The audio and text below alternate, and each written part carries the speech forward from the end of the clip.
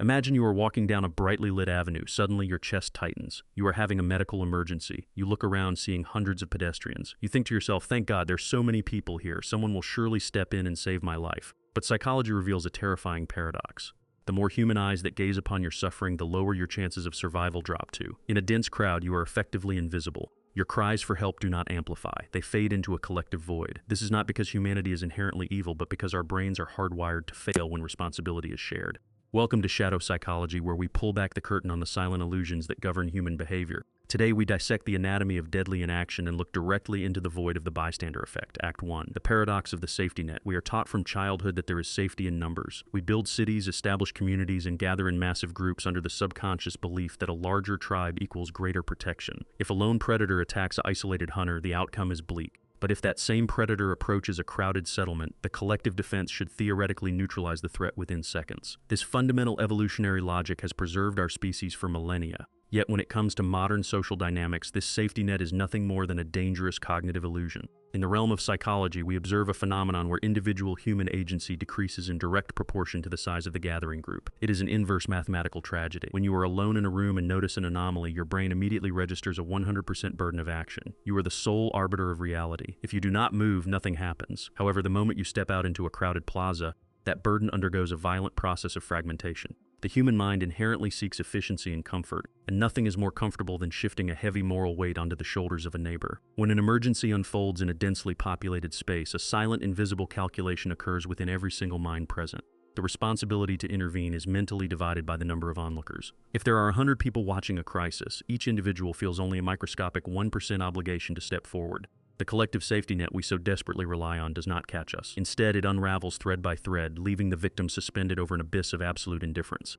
Act 2. The Echoes of Austin Street. To truly understand how this mental paralysis manifests in the physical world, we must travel back in time to the chilly early morning hours of March 13, 1964, in the quiet neighborhood of Kew Gardens, Queens, New York. A 28-year-old woman named Kitty Genovese was driving home from her job as a bar manager. She parked her vehicle just 100 feet from her apartment building, completely unaware that a predatory force was watching her from the shadows. At precisely 3:20 a.m., the first violent encounter began. A man approached her and stabbed her in the back. Kitty screamed out into the freezing night air, crying that she had been stabbed and needed immediate help. Her voice cut through the silence of the residential area, echoing against the brick facades of the surrounding apartment buildings. In the windows above, lights flickered on. Windows were unlatched. People looked outside. One neighbor even shouted out into the darkness, telling the attacker to leave the girl alone. And this is where the timeline takes a profoundly disturbing psychological turn. The attacker fled the scene, intimidated by the sudden outburst from the window. Kitty, severely wounded but still alive, managed to crawl toward the back entrance of her building, seeking shelter and safety. For a few agonizing moments, the threat had vanished. The environment was quiet again. Anyone looking out from their warm apartments could see that a violent event had occurred and that a young woman was bleeding in the walkway. Yet no one came down the stairs. No one picked up the telephone to dial the authorities. 30 minutes passed. 30 minutes of absolute crushing stillness. The attacker, realizing that the crowd above had chosen silence over action, returned to the scene. He searched the hallways, tracked Kitty down to the back stairwell, and delivered the final fatal blows.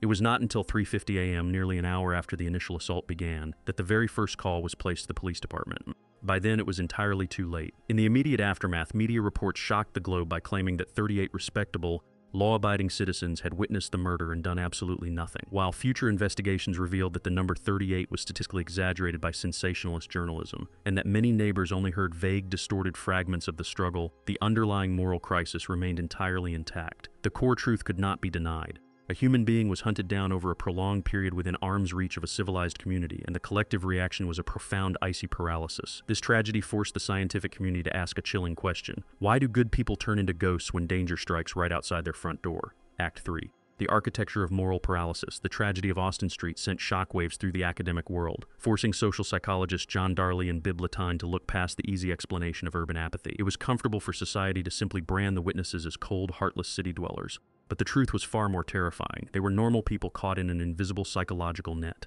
Darley and Latagne discovered that the human brain under pressure undergoes a severe systemic failure called the diffusion of responsibility. When a crisis occurs, your brain instantly assesses your role in it. If you are the only witness to a car crash on a deserted country road, the psychological architecture is simple and binary. You are either the savior or the person who chooses to let another human being perish. The moral weight is concentrated into a single crushing point, forcing your adrenaline to spike and your limbs to move. But when you place that same car crash in the middle of a gridlocked highway, the moral architecture shatters. The weight is distributed across hundreds of observers. You look at the driver next to you, the pedestrian on the sidewalk, the crowd gathering on the overpass. The brain rationalizes that someone more qualified, someone closer, or someone braver has already taken action or called for emergency services. This internal dialogue creates anesthetized comfort, allowing individuals to slide from active participants into passive consumers of a tragedy. To explain why this paralysis is so absolute, the researchers mapped out a strict cognitive staircase consisting of 5 distinct barriers that every single individual must climb before they can offer assistance. If a person trips on even one of these steps, they remain frozen. The first step is noticing the event. In a chaotic world filled with digital distractions and sensory overload, many simply fail to register that a crisis is unfolding. The second step is defining the event as an emergency. Is that woman screaming because she is being abducted, or is it just a loud domestic dispute? Is that man on the ground unconscious from a stroke, or is he simply sleeping off alcohol? The third step is determining personal responsibility, which is precisely where the crowd liquefies your sense of duty. The fourth step is deciding how to help. Do you know CPR? Do you know how to de-escalate a violent knife fight? If you feel incompetent, you stay back. The fifth and final step is the actual implementation of help. Even if you pass the first 4 steps, you must still overcome the final paralyzing fear of looking foolish, facing legal liability, or becoming the next victim. The crowd acts as a physical amplifier for every single one of these doubts. Act 4, the suffocation of the group mind. To test these theories in a controlled environment, Darley and Latine designed one of the most famous and chilling experiments in behavioral history, the smoke-filled room. They invited unsuspecting college students to participate in a market research interview. While the students sat in a waiting room filling out questionnaires, the researchers intentionally began pumping thick, synthetic smoke into the room through a wall vent, simulating a real, life-threatening building fire. The experimental variables were simple but yielded staggering results. In the first condition, a student was placed in the room entirely alone. When the smoke began to trickle in, swirling around their ankles and filling the air with a distinct burning odor, the lone individuals acted with remarkable speed and clarity. Within 2 minutes of noticing the smoke, more than 50% of the solitary participants stood up, checked the vent, and walked out to report the emergency to the secretary. By the time the 6-minute mark arrived, an overwhelming 75% of the lone students had taken active, decisive steps to save themselves and others. Their internal radar was perfectly calibrated. Then came the psychological twist. In the second condition, a new student was placed in the room, but this time they were accompanied by 2 other people. Unknown to the subject, these 2 individuals were Confederates, actors hired by the researchers. Their strict instructions were to completely ignore the smoke. As the room filled with gray haze, making it difficult to breathe and see the paperwork, the 2 actors simply waved the smoke away from their eyes, remained silent, and continued filling out their forms as if nothing was wrong. The presence of those 2 passive bodies completely rewired the brain of the subject. Surrounded by unbothered peers, the student underwent a phenomenon known as pluralistic ignorance. The subject looked at the smoke, felt the survival instinct scream inside their chest, but then looked at the 2 calm individuals next to them. The brain logic transformed into a fatal deduction. If they are not panicking, I must be overreacting. The pressure to conform to the group normality became stronger than the primal urge to survive. Under this condition, the number of people reporting the smoke plummeted from 75% down to a shocking 10%. Some students stayed in the room for the full 6 minutes, coughing, rubbing their eyes, and squinting through a thick cloud of toxic air, completely paralyzed by the manufactured indifference of their peers. They chose the very real risk of suffocation over the social risk of breaking character and looking foolish. This is the ultimate power of the shadow psychology within groups.